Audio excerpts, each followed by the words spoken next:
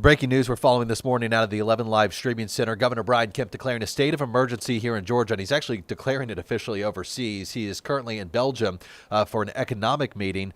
But this morning, just about 45 minutes or so ago, he held a press briefing announcing his intentions to declare that state of emergency and what that means for you. Let's listen in. I want to just thank everybody for joining us virtually today. As you all know, I'm over in Belgium on an economic development trip. I've been in constant communications with our agency leadership and also Director Lamb, who's on the virtual call with us here today. As you all know, we have a very experienced team when it comes to winter weather and other storm events that have affected our state. I just want to thank them for what they do every day, but especially during those tough times when weather here in our state. And last week we were thinking we might get a little of that. Thankfully we didn't, but we had the team ramped up and ready to go, and it was a good trial run to get ready for what's coming at us. Also, just want to thank Will Langston, state meteorologist, and the National Weather Service folks. We've obviously been in constant communication with them, and we will as the storm continues to move toward us. You'll hear from Director Lamb at GEMA in just a few minutes. I just want to thank our local emergency management folks around the state that we've been coordinating with. Obviously, the Georgia Department of Transportation, Commissioner McMurray and his team are on point and ready to roll. Colonel Hitchens and the Georgia State Patrol will be out as needed prior to the storm getting here, but also responding after it hits. I want to thank our Agriculture Commissioner, Tyler Harper, and our Forestry Commission Director, Johnny Zabo. Their teams are ready in case we need chainsaw cut teams anywhere around the state to help clear roads for power companies and so on.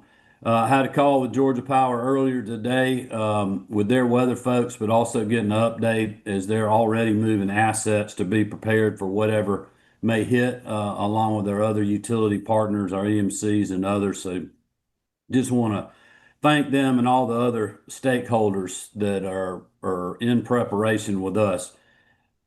Obviously, from the weather reports, when you know that we're still expecting a major winter storm to impact much of Georgia, we feel like this is going to be an event that's going to happen north of I-20, but that line could move north or south depending on what the temperatures do and what that would throw at us. So we just want all of Georgia to be winter aware, and certainly people in central Georgia. You could be impacted if the temperatures stay above freezing. You may not, but we just don't know yet, and we'll keep you posted on that. But it's good to be winter weather aware, as we talked about yesterday. The winter storm watch is in effect for North Georgia from Friday evening through Monday morning. We think we'll experience significant snow, sleet, and/or freezing rain possible in these counties throughout the weekend, and that'll start early Saturday morning. As I just mentioned, literally a degree or two in temperature can affect whether we have rain or snow slash ice or freezing rain. So that is something that we're just going to have to continue to watch and communicate with, which is why we're asking everyone to be prepared in case we have significant ice accumulation. Obviously, that's treacherous on the roads, but also creates a lot of problems with our utilities and especially our electric power lines and other things. Temperatures will remain below or near freezing early into next week, so we're watching that as well. State actions that I've taken to this point, just declared a state of emergency for all Georgia counties effective immediately. That executive order will be posted here shortly. The duration of that will be 7 days. Obviously, if we need it longer than that, we'll extend that. I've also authorized a call up of 500 National Guardsmen. Now, obviously, we do not have a need for those folks right now. Hopefully, we won't, but we just want to be prepared in case we do, that we can move and get General Wilson and his team responding as quick as possible. So that'll be part of the executive order. We've also suspended truck weights, which will allow us to move fuel and other things around the state as it's needed, as we're urging people to, there's plenty of time before this hits, but just, go ahead and fill your cars up. make sure you got the things that you need at your house to stay warm and hunker down in case you lose power for a day or two. And this will just help us, the truck weights, to allow moving assets around. Also, many of our partners, including Georgia Power and others, Department of Transportation, they're already moving assets to be deployed in the areas that we think may be affected, so we can move very quickly when the storm gets here. We are activating the State Operations Center starting at 7 a.m. on Saturday morning and running 24/7 until the weather event has passed. GEMA has been in constant contact with the local emergency management folks, as I mentioned earlier. They're also coordinating with state and federal agencies, and that includes working with the Department of Public Health to ensure that nursing homes know who to call if they lose power.